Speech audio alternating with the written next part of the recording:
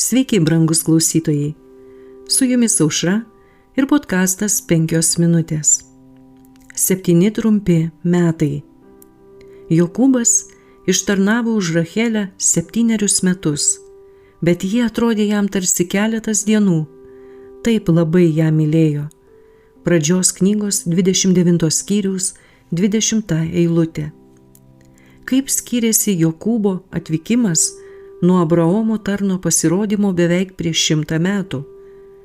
Tarnas atvyko su palydovais, sėdinčiais ant kupranugarių, kurie nešė daug dovanų iš aukso ir sidabro.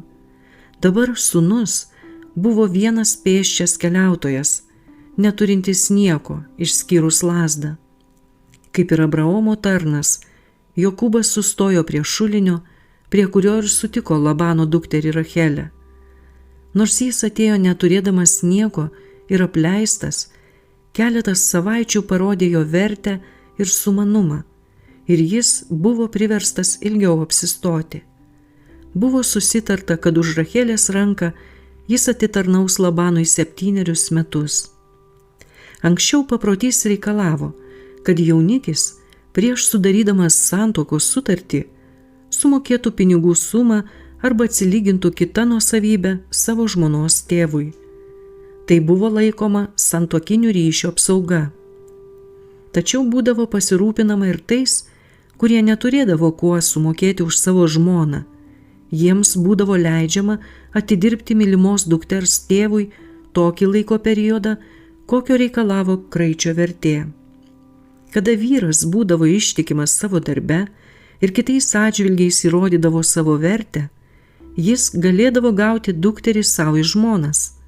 Dažniausiai kraitis, kurį tėvas gaudavo, būdavo atiduodamas nuotakai per vestuves. Šis senovinis paprotys, nors kartais ir nepaisomas, kaip pavyzdžiui Labano atveju, sulaukdavo gerų rezultatų. Kada būsimajam jaunikiui reikėdavo tarnauti dėl savo nuotakos, taip būdavo apsaugoma nuo skubotos santuokos ir tai tapdavo galimybę patikrinti meilės gilumą, o taip pat ir pasirūpinti šeima. Brangus klausytojai, mūsų laikais iškilo daug blogio, darant viską atvirkščiai.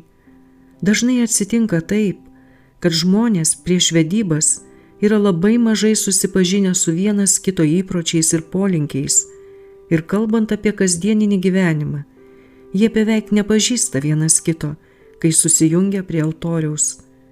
Daugelis per vėlai pamato, kad jie netitinka vienas kito, o jų santuokos pasekmė yra visą gyvenimą besitęsiantis skausmas. Su jumis buvo podkastas 5 minutės ir Aušra.